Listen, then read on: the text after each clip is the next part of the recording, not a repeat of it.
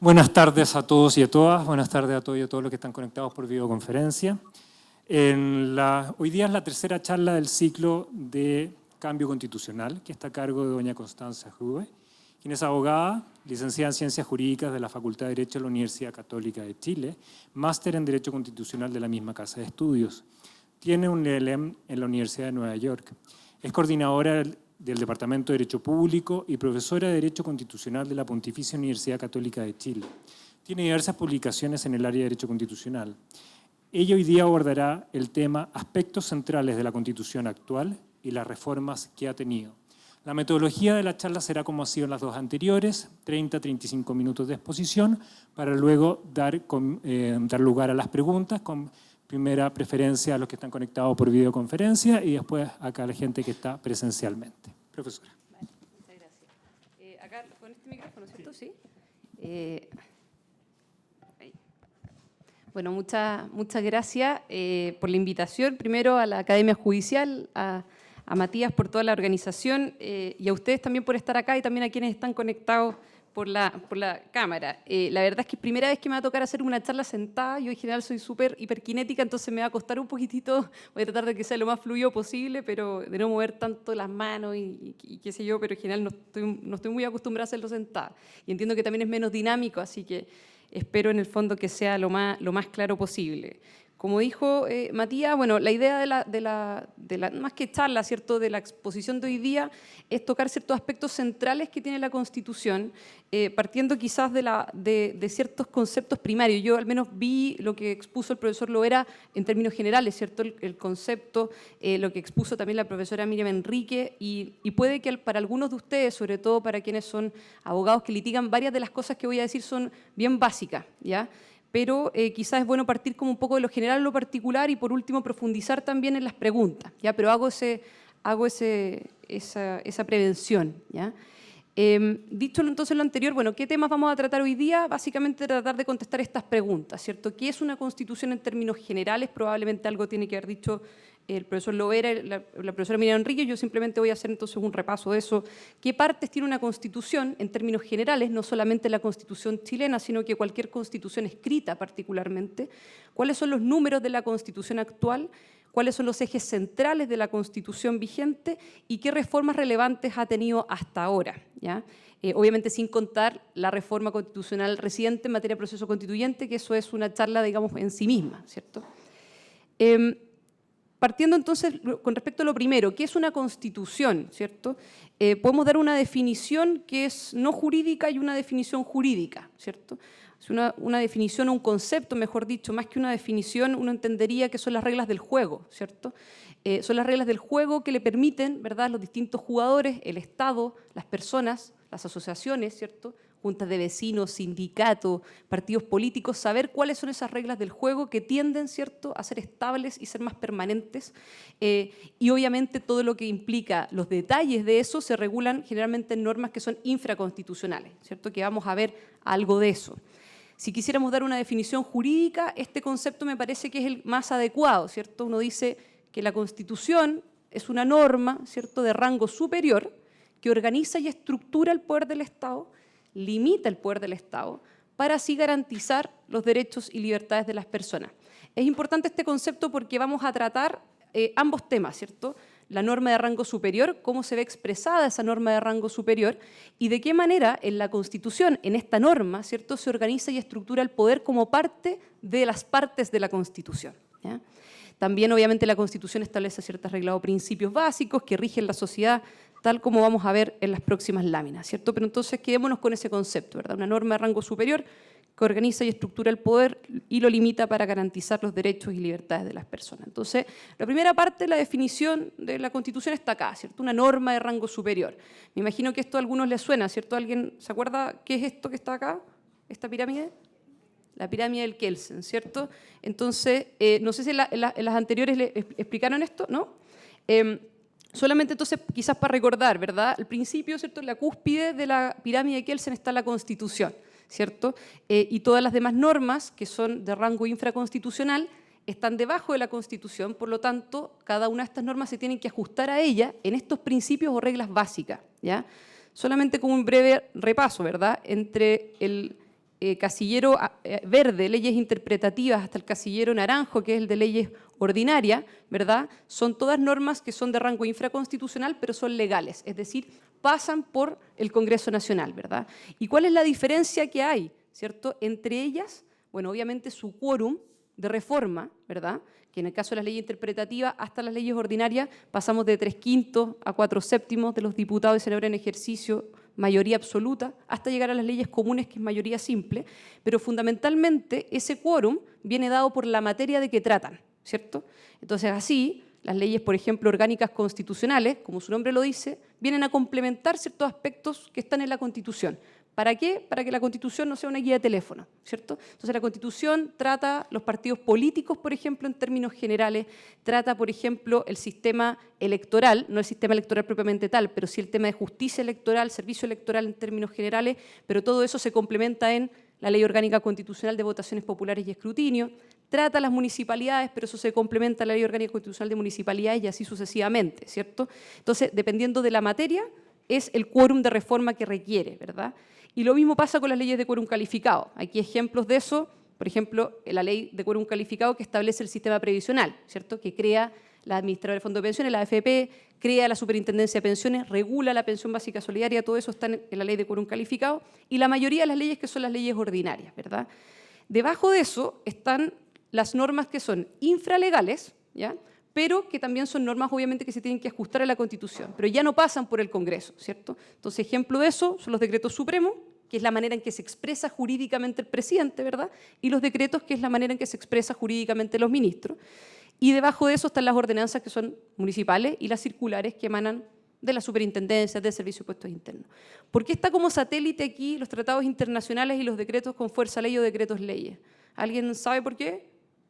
Porque están como fuera, en el fondo de la pirámide, en este contexto. Porque los tratados internacionales solamente toman vigencia una vez que se ratifican y dependiendo de la materia es el rango que adquiere dentro de esa pirámide. Solo los que versan sobre derechos humanos adquieren rango constitucional, los demás son simples leyes. Y los decretos con fuerza ley y los decretos leyes son solo dictados en gobiernos de facto. Efectivamente, ¿cierto? Y los decretos con fuerza de ley, ahí ya no podré la defecto la ley. No, está perfecto, es tal cual, ¿cierto? Los decretos con fuerza de ley básicamente son una autorización que el Congreso le entrega al presidente para dictar una ley con rango legal, ¿cierto? Pero finalmente los decretos con fuerza de ley hoy día es lo mismo que las leyes, está fuera de la pirámide porque, como usted bien dice, ¿cierto?, dependiendo de la materia es el lugar de la pirámide en el que está. Entonces, por ejemplo, en el caso de los tratados internacionales, si se trata de un tratado de libre comercio, va a tener un quórum de ley simple, ley común y corriente, ley ordinaria, ¿cierto? Pero si es un tratado internacional sobre derechos humanos, va a tener un rango superior, ¿cierto? Entonces, dependiendo de la materia, es el lugar de la pirámide en el que se encuentra. Y lo mismo se aplica respecto con los decretos con fuerza ley y lo mismo se aplica con respecto a los decretos leyes. Por eso están, digamos, fuera de la pirámide, ¿verdad? Pero eso es básicamente, en principio, el contexto en términos de la norma de rango superior, ¿cierto? Entonces, establece lo básico de la Constitución, todo el resto del ordenamiento jurídico está abajo y se tiene que ajustar a ella, ¿verdad? ¿Qué partes tiene una Constitución, cierto? Volvamos entonces a la definición original. Norma de rango superior que estructura y organiza el poder del Estado y lo limita para garantizar los derechos y libertades de las personas. En ese contexto, entonces, si uno tuviera que pensar en las partes de la Constitución, uno pensaría en dos grandes partes de una Constitución escrita, ¿ya? Entonces uno se va a la Constitución originaria en términos de constituciones escritas, como es la de Estados Unidos, por ejemplo, en 1787, uno piensa en estas dos grandes partes, orgánica y dogmática. Yo sé que ahí está también la idea de derecho, pero eso lo voy a tocar con posterioridad a esto, ¿cierto? Entonces uno piensa en dos grandes partes. Primero la orgánica y después la dogmática. La orgánica es básicamente esa parte de la definición a la que me refería hace unos minutos atrás, ¿cierto? Es aquí, digamos, donde se estructura y se organiza el poder del Estado, ¿cierto? Y es así como, por ejemplo, en el caso de la Constitución chilena, podemos encontrar en esta parte orgánica, dotada de contenido, en capítulos como el capítulo de gobierno, el capítulo de Congreso, el capítulo de Poder Judicial, el capítulo de la Contraloría, el capítulo del Tribunal Constitucional, el capítulo del Banco Central, Ministerio Público y así, ¿cierto? Toda la manera en que se estructuran los distintos, o el poder del Estado que se divide, ¿cierto?, en estas distintas cajas, dependiendo de los roles que cumplen, ya sea que sea poderes clásicos o ya sea que sea poderes de control, se encuentra en esta parte orgánica, ¿verdad?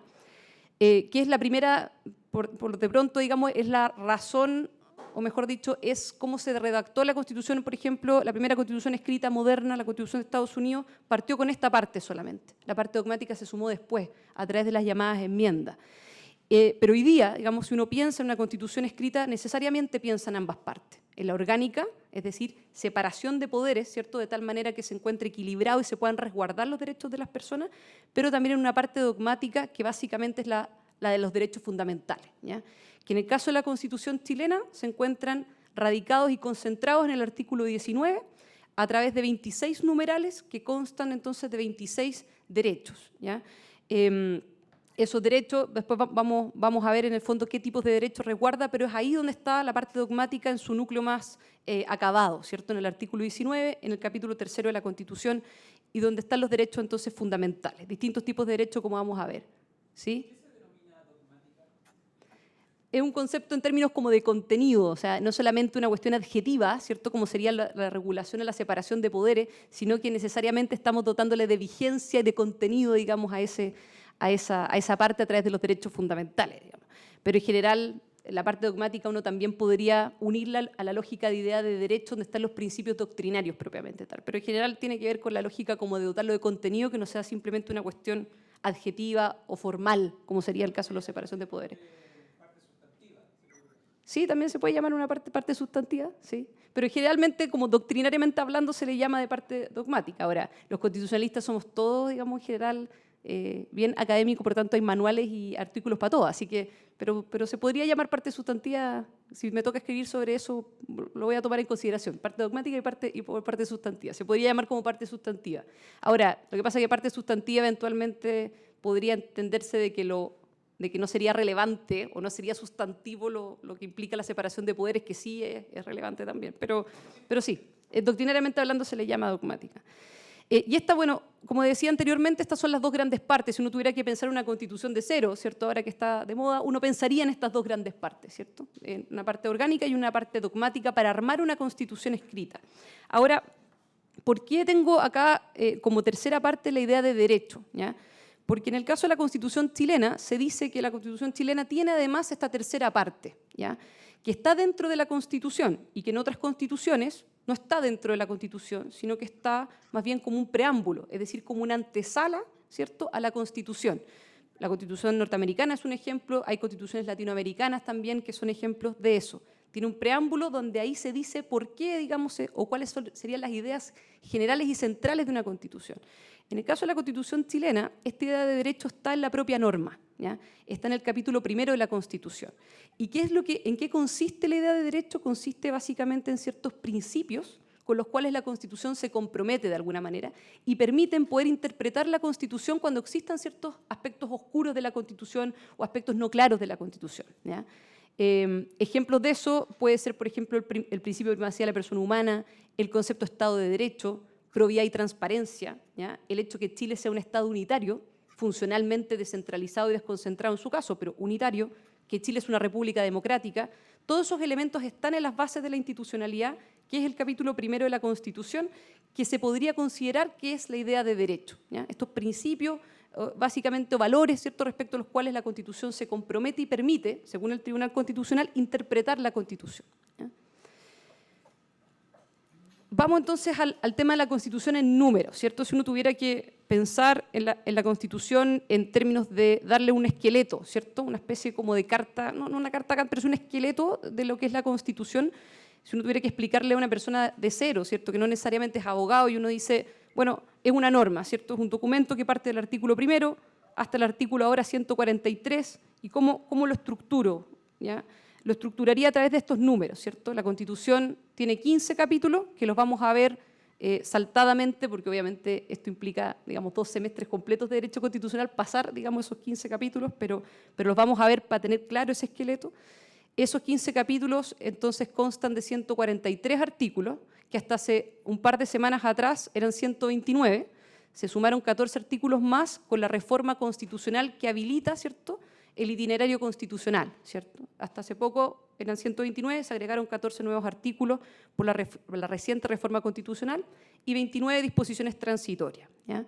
Ha tenido, desde la Constitución del 80 original, 42 reformas, ¿ya?, incluyendo 2 reformas que han sido relevantes, como la reforma constitucional del año 89, que algo de eso vamos a ver acá, y la reforma constitucional del año 2005. Esas 42 reformas han implicado 236 modificaciones al texto, ¿ya? Si uno mira la Constitución, digamos, original, con control de cambio, se ve, digamos, las modificaciones en 14 de esos 15 capítulos. Ahí va una frase, ¿cierto?, que es bastante reconocida, o muy conocida por todos, que es la frase del presidente Ricardo Lagos cuando publica, o sea, cuando promulga, ¿cierto?, la reforma constitucional del año 2005, en términos de decir de que el cambio fue tan sustantivo que hoy día ya recién, digamos, se puede hablar de una constitución democrática, acorde con el espíritu de Chile, del alma permanente de Chile, etc., ¿ya? Pero esos son los números de la Constitución, ¿ya? 15 capítulos, 143 artículos, 42 reformas, 236 modificaciones a partir de esas 42 reformas. ¿Cuáles son los aspectos más importantes de la Constitución actual? Y acá vamos a ver el esqueleto, ¿cierto? Las 3 láminas que siguen, vamos a ver cuáles serían los titulares, ¿cierto?, de la Constitución, y para quienes quizás no la han leído en profundidad, ver qué temas finalmente tratan más o menos, digamos, esos capítulos, ¿ya? Entonces, lo primero, bueno, las bases de la institucionalidad. A esto me refería yo anteriormente cuando me refería a la idea de derecho, ¿cierto? Acá se plantea fundamentalmente ciertos principios, son 9 artículos con los cuales la Constitución de alguna u otra manera explica, ¿cierto?, cuál es el rol que tiene la persona, el rol de las asociaciones, el rol del Estado. Se plantea el hecho que el Estado de Chile es un Estado unitario. Ahí han habido hartas reformas en relación al fortalecimiento de la regionalización y también la distribución solidaria y equitativa entre las regiones. Se han hecho varias modificaciones ahí. El hecho que Chile sea una república democrática, el hecho también, digamos, de que tenga que existir Estado de Derecho, la soberanía, dónde reside la soberanía, quién ejerce la soberanía, los límites de la soberanía. Todo eso se establece en las bases de la institucionalidad, ¿ya? Capítulo 1 de la Constitución. El capítulo 2 trata sobre nacionalidad y ciudadanía. O sea, lo que hace este capítulo es responder las preguntas de quiénes somos chilenos, ¿cierto?, qué extranjeros finalmente, por ejemplo, pueden votar, quiénes son ciudadanos. Todo eso está establecido en este capítulo 2, ¿ya? Típico, ¿cierto?, obviamente, de las constituciones escritas. El capítulo 3 trata sobre los derechos y deberes constitucionales, ¿verdad? Y a esto me refería yo anteriormente cuando hablábamos de la parte dogmática o sustantiva, ¿cierto? Estos 26 numerales que tratan 26 derechos en el artículo 19 de la Constitución. ¿Qué tipos de derecho trata, ¿cierto?, la Constitución en este capítulo, en este artículo particularmente? Bueno, si uno tuviera que hacer una clasificación para no ver los 26 derechos, uno pensaría en 3 grandes bloques de derechos, ¿ya? Derechos que son libertades clásicas, ¿ya?, derechos individuales clásicos, donde el rol del Estado es un rol de abstención, ¿ya? Son los derechos y libertades clásicas que vienen de la Declaración Universal de Derechos del Hombre y que básicamente son los derechos que todos conocemos como derecho a la vida, derecho de propiedad, a la propiedad, la libertad de emprendimiento, la libertad de expresión, la libertad de asociación, la libertad de conciencia, ¿cierto?, incluyendo, ¿cierto?, ahí la libertad de pensamiento, ¿verdad?, la libertad personal, el hecho que yo me pueda mover de un lugar a otro de la República o permanecer en un determinado lugar. Básicamente lo que tiene que ver con eso, ¿cierto?, con derechos y libertades clásicas. También la libertad del trabajo, ¿cierto?, la libertad de contratación. Un segundo bloque de derechos que trata esta Constitución tiene que ver con los derechos sociales o de carácter prestacional, ¿ya?, que básicamente son el principal foco de lo que se llama hoy día las demandas sociales, ¿cierto?, que tiene que ver con que derechos donde el rol del Estado ya no es de abstención, sino que el rol del Estado ya es un rol activo, ¿cierto? El rol del Estado tiene que necesariamente ser un rol más interventor. Y en ese caso, en el caso de la Constitución actual, ¿cierto?, trata algunos derechos como el derecho a la protección de la salud, por ejemplo, el derecho a la educación, el derecho a recibir una justa remuneración, el derecho a la seguridad social, ¿ya?, que básicamente es un poquito más amplio que simplemente el derecho a recibir una pensión, ¿cierto? Apunta, digamos, a una lógica un poquito más amplia que eso, pero eso se conoce también como un derecho social o de carácter prestacional. Y un tercer bloque de derecho, que en realidad uno no podría llamarlo bloque porque es uno, en realidad, que para su tiempo era muy avanzado, pero hoy día quizá ha quedado un poco más atrasado, ¿cierto? Son los derechos del desarrollo, ¿ya? Y particularmente el derecho del desarrollo que tenemos considerado en la Constitución, en términos doctrinarios, ¿cierto?, es el derecho a vivir en un medio ambiente libre de contaminación, ¿ya? Eso sería como un tercer bloque de derechos que consagra la Constitución, ¿cierto? Entonces, básicamente podríamos hablar, digamos, de esos tres tipos de derechos que están consagrados en ese artículo 19, en este capítulo tercero. Capítulo cuarto, bueno, trata acá el Poder Ejecutivo, ¿cierto?, el gobierno. Acá trata la Constitución el hecho de que el presidente sea jefe de Estado y sea jefe de gobierno, ¿cierto? El hecho de que a cargo de él está el gobierno y la administración, qué hacen los ministros, cuáles son las atribuciones que tiene el presidente, la ley de presupuesto, los estados de excepción constitucional, ¿cierto?, como el estado de emergencia, por ejemplo, en el cual estuvimos hace unos tiempos atrás. Todo esto está regulado acá. El capítulo quinto, que trata el Congreso Nacional, el hecho que tengamos un sistema bicameral, cómo se tramita la ley, ¿cierto? Cuáles son las atribuciones exclusivas, el hecho que se pueda acusar constitucionalmente a determinadas autoridades, cómo se tramita esa acusación constitucional, eso está acá en este capítulo. Capítulo sexto, me imagino que estos están relacionados con esto, el Poder Judicial, cómo se nombran los ministros de la Corte Suprema, Corte de Apelaciones, jueces, cuál es el rol que cumplen, todo eso está en el capítulo sexto de la Constitución. El capítulo séptimo trata de lo que es el Ministerio Público. Esto, por ejemplo, no estaba en la Constitución original, esto se incluye, ¿cierto?, a partir de la reforma procesal penal. Para habilitar la reforma procesal penal, ¿cierto?, se incluyen ciertos aspectos centrales del Ministerio Público, como que hace el Ministerio Público, el hecho de que tenga que investigar los hechos constitutivos de delito, cómo se elige al fiscal nacional. A grandes rasgos esto está en el capítulo séptimo. El capítulo octavo del Tribunal Constitucional, que ha tenido muchos cambios desde la Constitución del 80 original, está acá. Cómo se nombra a los ministros del Tribunal Constitucional, cuáles son sus principales atribuciones, ¿cierto?, cuya principal atribución es el control de constitucionalidad, ¿cierto? El Tribunal Constitucional tiene un doble control, entendiendo que nosotros pasamos a un control concentrado, ¿cierto?, a partir de la reforma del 2005. Inicialmente el Tribunal Constitucional nace como un organismo que controlaba la constitucionalidad de los proyectos de ley, en aquellos casos en que fuera requerido. Así nace, digamos, en el año 70, el control preventivo, antes de que la ley sea ley, ¿cierto?, cuando es proyecto de ley todavía.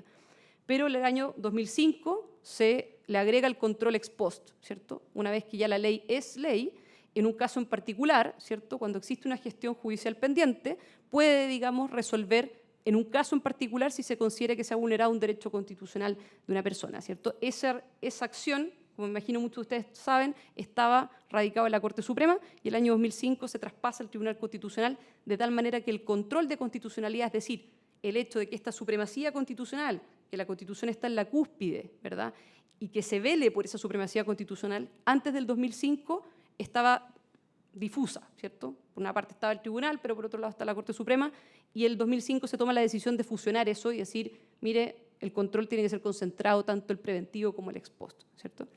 El capítulo noveno, bueno, trata sobre el servicio electoral y la justicia electoral a grandes rasgos, ¿cierto?, que hace el Tribunal Calificador de Elecciones. El capítulo décimo trata sobre la Contraloría General de la República. Así como el Tribunal Constitucional controla la constitucionalidad de las leyes y de algunas normas adicionales, por ejemplo, como los autoacordados, algunos decretos supremos cuando se le es requerido, ¿cierto?, así como el Tribunal Constitucional controla la constitucionalidad, la Contraloría controla la legalidad de los actos administrativos, es decir, que nacen, ¿cierto?, del gobierno, y además controla que se inviertan correctamente los recursos públicos. El capítulo 11, las Fuerzas Armadas de Orden y de Seguridad Pública. Esto es bien relevante principalmente por el rol que cumple el Estado, ¿cierto? O sea, el Estado principalmente nace, ¿cierto?, como una manera, ¿verdad?, en que todas las personas no tengamos que defendernos por nosotros mismos, ¿cierto? Renunciamos a la autotutela, pasamos a la heterotutela para que sea un tercero el que finalmente nos defienda y tenga el monopolio de la fuerza, ¿verdad? Parte de la sociedad civilizada. Bueno, ¿quién tiene el monopolio de la fuerza? Son las Fuerzas Armadas de Orden y de Seguridad Pública, ¿cierto? Las Fuerzas Armadas para lo que es la defensa externa, en principio, salvo casos excepcionales como los estados de excepción, y quien finalmente tiene el monopolio de la fuerza, en la fuerza interna, al interior, ¿verdad?, es Carabineros de Chile y Policía de Investigaciones. Y es importante, digamos, que esté la Constitución en esa lógica, ¿cierto? En esta relación, que es que la Constitución controla, ¿verdad?, el poder del Estado, ¿verdad?, y lo limita, y lo estructura, y lo organiza. Y finalmente, bueno, capítulo 12, el Consejo de Seguridad Nacional, ¿verdad?, que inicialmente en la Constitución del 80 original tenía un rol muy relevante, ¿ya? No era un rol consultivo como el que tiene ahora y tenía, digamos, ciertas atribuciones y su composición, digamos, era bien distinta, y hoy día básicamente es un órgano que es prácticamente intrascendente, ¿ya? Hace poco, bueno, hace no tan poco, pero se convocó a propósito, digamos, de la crisis en la cual estuvimos, pasó sin pena ni gloria, ¿verdad? Y en realidad el rol que cumple en términos de lo que es la Constitución propiamente tal, pareciera que hoy día no es un organismo, digamos, muy relevante, muy trascendente, pero inicialmente cumplía, digamos, un rol más trascendente. El capítulo 13, que trata sobre el Banco Central, muy breve, digamos, trata sobre cuál es el rol que cumple el Banco Central de velar por la estabilidad de la moneda, los pagos internos y externos, y la autonomía, ¿cierto? El capítulo 14, el gobierno y la administración del Estado, esto a grandes rasgos trata la Constitución sobre cómo se estructuran los gobiernos regionales y locales, ¿ya? Por ejemplo, para poder hacer la reforma, para poder incorporar a los gobernadores regionales electos, cuya primera elección va a ser en octubre de este año, ¿ya? Los gobernadores regionales que van a pasar a reemplazar a los intendentes, ¿cierto? Se tuvo que hacer una reforma a este capítulo, ¿ya? Se tenía que habilitar la posibilidad de la elección de los gobernadores regionales a través de esta reforma. Y finalmente el capítulo, ¿cierto?, de la discordia es el capítulo 15, que trata sobre la reforma a la Constitución, ¿ya? Y del procedimiento para elaborar una nueva Constitución. Lo puse en rojo porque eso se agrega con la reforma constitucional que fue publicada el 24 de diciembre, ¿ya? O sea, inicialmente la Constitución hablaba de un título que decía Reforma a la Constitución y se agrega y del procedimiento para elaborar una nueva Constitución a partir de esos 14 artículos adicionales que se agregan en la reforma constitucional recientemente publicada. Entremos al detalle entonces en algunos aspectos. Hay parte de los temas que ya vimos, ¿cierto? Y los voy a pasar quizás más rápidamente. Lo traté de hacer un poco más simple, básicamente en honor al tiempo. Yo sentí que me iba a quedar un poco más, para no quitarle espacio a las preguntas. Respecto de algunos temas que son relevantes, bases de la institucionalidad, separación de poderes y reforma a la Constitución. Esos básicamente vamos a ser temas que voy a tocar ahora. Respecto a las bases de la institucionalidad ya me adelanté un poco, ¿cierto? En decir de que acá son ciertos principios, la idea de derecho con los cuales la Constitución se compromete. ¿Y qué es lo primero que hace la Constitución? En el primer artículo, en los primeros incisos, básicamente va yendo paso por paso a hablar del rol o de la primacía, ¿cierto?, de la persona humana, la familia, las autonomías sociales y el rol del Estado. Entonces, lo primerísimo que dice la Constitución es las personas nacen libres e iguales en dignidad y derecho, ¿ya? Entonces, centra, ¿cierto?, esto, la Constitución, como su primer artículo, primer inciso, es el complemento, o mejor dicho, el compromiso, ¿cierto?, con la libertad y con la igualdad en dignidad y derechos de las personas. Inmediatamente después, la Constitución plantea que el núcleo fundamental de la sociedad es la familia. Y la lógica que hay detrás de eso, es decir, la persona no se basta a sí misma, ¿cierto? Nosotros somos animales sociales, ¿verdad? Dependemos de otros para poder satisfacer nuestras necesidades y para poder cumplir con nuestras metas y con nuestros intereses. Por lo tanto, la sociedad necesaria y que es natural, ¿cierto?, que se deriva de la persona, es la familia. No se da una definición, digamos, de lo que se entiende por familia. Hay parte de los antecedentes de la Comisión de Estudios de la Nueva Constitución, pero evidentemente es un concepto que ha ido evolucionando a medida que la legislación también se ha ido modificando y avanzando. Pero lo primero que se hace entonces es decir que la persona es el centro, el núcleo fundamental es la familia, entendiendo que la extensión de la persona es la familia, y luego la Constitución se pronuncia respecto a las asociaciones y las autonomías sociales. Y dice: el Estado reconoce y ampara a los grupos intermedios. Cuando habla de grupos intermedios se refiere a cualquier tipo de asociación, ¿ya? Sindicatos, partidos políticos, juntas de vecinos, clubes de adulto mayor, clubes de fútbol, etc.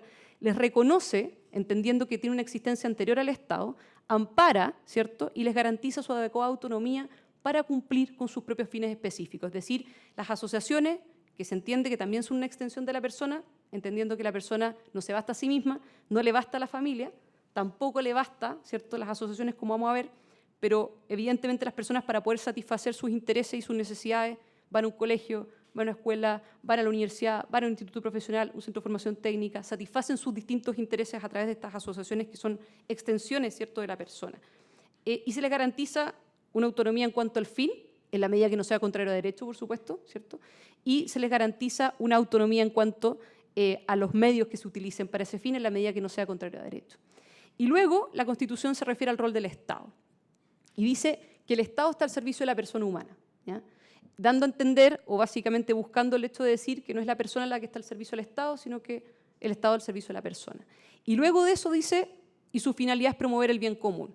Y la manera en que tiene de conceptualizar el bien común es el bien de la persona en sociedad, ¿ya? Para hacerlo bien sencillo. Entonces, la primera parte, en el fondo, los primeros 4 incisos que trata, digamos, la Constitución, tiene que ver con esto, ¿cierto? Tiene que ver con el posicionamiento de la persona y de las extensiones de la persona, como sería la familia, las asociaciones, el rol que cumple el Estado, que es un rol irreemplazable, ¿cierto? Eso es lo primero que hace la Constitución en las bases de la institucionalidad. Luego, como yo les decía antes, ¿cierto? Se compromete con una forma de Estado unitario, Chile es una república democrática, la soberanía reside en la nación, pero es ejercida por el pueblo y por las autoridades que la Constitución establece. Ejercida por el pueblo a través ¿de qué? A través de plebiscitos y elecciones y también por las autoridades que la Constitución establece. Si no lo hubiera establecido eso en la Constitución, habríamos tenido un problema, porque habría implicado que todas las autoridades eventualmente tendrían que haber sido electas, ¿cierto? Y hay autoridades que no son electas por sufragio popular, ¿cierto? Partiendo, ¿cierto?, por los jueces, los ministros, etc. Los ministros de Estado también. Se habla, digamos, del Estado de Derecho, que en términos simples es que gobernante y gobernado se sujeten, ¿cierto?, a las mismas reglas, y el concepto de probidad y transparencia, ¿ya? Probidad en la función pública y transparencia en los actos administrativos. Esto no estaba originalmente en la Constitución, se agrega en la reforma constitucional del año 2005, ¿ya? En la Constitución original decía algo muy distinto en este artículo, que era un concepto de pluralismo limitado en términos políticos, se deroga antes que la Constitución entre en vigencia el año 89, queda derogado hasta el 2005, o sea, el artículo 8 estuvo derogado hasta el 2005, y se utiliza en el fondo ese espacio, el 2005, para agregar este principio dentro de las bases de la institucionalidad por la importancia que tiene, ¿cierto? Este es como el paraguas de la ley de transparencia, finalmente. Y derechos y deberes fundamentales, bueno, algo de esto ya lo vimos, ¿cierto? El hecho que existen estos 3 tipos de derechos, acá aparecen como 2, pero en realidad derechos individuales, derechos sociales o prestacionales y derechos del desarrollo. Ya lo revisé, así que lo voy a pasar. Y pasamos entonces por qué es importante la separación de poderes del Estado, ¿verdad? Y originalmente el concepto de Constitución era, ¿verdad?, norma de rango superior que organiza y estructura el poder y lo limita. Es importante esta organización y esta estructura que viene desde incluso Aristóteles. Todo el mundo dice que en general es de Montesquieu, pero desde Aristóteles que viene esta lógica de que el poder no se encuentre concentrado. ¿Y cuál es el miedo que se le tiene al poder concentrado? ¿Cierto? Que esté concentrado todo en un solo órgano o en un solo organismo. Es el hecho, ¿cierto?, de que el poder corrompe y el poder absoluto corrompe absolutamente, ¿cierto? En la medida que esté concentrado el poder, corremos el riesgo de pasar de una lógica de poder institucionalizado, es decir, donde quien gobierna, ¿cierto?, son las reglas y las personas que están ahí finalmente son, no importan, porque finalmente las personas trascienden, ¿verdad? Perdón, las instituciones trascienden a las personas, no las personas trascienden a las instituciones, a una lógica de poder personalizado, ¿cierto? Y eso es lo que se tiende a pasar, digamos, en países donde en general existen caudillos, por ejemplo, donde el poder personalizado, donde la persona, digamos, pasa a ser muy relevante, tiende, digamos, a pasar a ser concentrado el poder. Y es por eso que es importante esta lógica de separaciones. Y a medida que también se han ido complejizando los estados, ¿verdad?, se han ido complejizando las capacidades técnicas, los distintos desafíos en términos de la administración y los gobiernos, es que pasamos de los poderes clásicos, ejecutivo, legislativo, judicial, a también utilizar una lógica de poder de control. Y esto es lo que vamos a ver ahora, ¿cierto? Tenemos por una parte los poderes clásicos, que ya nos referimos a ellos, la Constitución regula, limita, separa las atribuciones, el poder ejecutivo con su rol, el poder legislativo con el suyo, el poder judicial con el suyo, pero también hoy día se ha ido complejizando tanto, digamos, que nacen la lógica de los poderes de control, ¿ya? O sea, estos poderes clásicos no son suficientes, el hecho que el poder legislativo controla al ejecutivo en un presidencialismo, por ejemplo, y que el poder judicial los controle, digamos, al ejecutivo, y que a su vez, digamos, el poder ejecutivo a través de los nombramientos y el poder legislativo también interviene, ¿cierto?, en el poder judicial, no parece ser suficiente, y es así como nace el poder de control, ¿ya? Que en el caso de Chile se ve expresado a través de estas 2 instituciones, ¿verdad?, la Contraloría General de la República y el Tribunal Constitucional, ¿ya? La Contraloría General de la República, que está dotado de autonomía, ¿cierto?, que ejerce el control de legalidad de los actos de la Administración y que fiscaliza el ingreso e inversión de los fondos del fisco y los servicios. Y el Tribunal Constitucional, como yo señalaba anteriormente, ¿cierto?, ejerce principalmente, porque tiene otras funciones, como resolver cuestiones de competencia, por ejemplo, principalmente cumple un rol de control de constitucionalidad, tanto preventivo, como expliqué también anteriormente, como ex post. Y este poder de control es bien relevante para fiscalizar los actos que vienen tanto desde el Congreso como desde el Ejecutivo. En el caso del Congreso, particularmente, el rol que cumple el Tribunal Constitucional es un rol en términos de que las mayorías circunstanciales no pasen a llevar, digamos, derechos de minoría, entendiendo que las reglas de la Constitución son reglas básicas, no está todo ahí, pero son las reglas estables que hay que mantener, por tanto que a través de leyes, ¿cierto?, por ejemplo, ordinarias, ¿verdad?, comunes, no se pasen, digamos, a llevar esas reglas básicas, y en el caso del control de la Contraloría, que finalmente no se utilicen, por ejemplo, decretos, normas infralegales que no pasan por el Congreso como una manera, ¿cierto?, de terminar legislando, ¿verdad?, sin tener que pasar por el control de los depositarios de la voluntad popular, que es el Congreso. Y finalmente, bueno, la reforma a la Constitución, ¿ya? Como dije anteriormente, no me voy a referir obviamente a la reforma actual, porque eso es parte del proceso constituyente, ¿cierto?, y tiene que ver con el itinerario, pero sí quizás me voy a referir a lo que dice hoy día la Constitución, o lo que decía hasta hace pocas semanas la Constitución, lo dice todavía, ¿cierto?, pero no me voy a referir solamente a esa primera parte, que tiene que ver con cómo está estructurado, o cómo está estructurada hoy día la reforma a la Constitución en el capítulo 15. Bueno, la reforma a la Constitución, primero hay que entender de que no consagraba hasta hace poco la manera de elaborar una nueva, ¿cierto? Pero sí se podía reformar total o parcialmente. Y es así como la Constitución, el año 2005, ¿cierto?, pasa a cambiar la firma, ¿cierto? Se empieza a hablar de la Constitución del 2005, porque se hizo finalmente una suerte de refundido, ¿cierto? Se refundió la Constitución por los cambios sustantivos que tuvo tanto el 89 como el 2005 y entre medio, ¿verdad? O se podían hacer reformas parciales, reformas acotadas, como fue, por ejemplo, la de los gobernadores regionales, o como, por ejemplo, el hecho de incluir en el derecho a la igualdad ante la ley la igualdad entre hombres y mujeres, o el hecho de reemplazar el concepto original de los hombres nacen libres e iguales en dignidad y derecho por las personas, ¿ya? Son finalmente modificaciones que se fueron haciendo, algunas más acotadas, otras más amplias.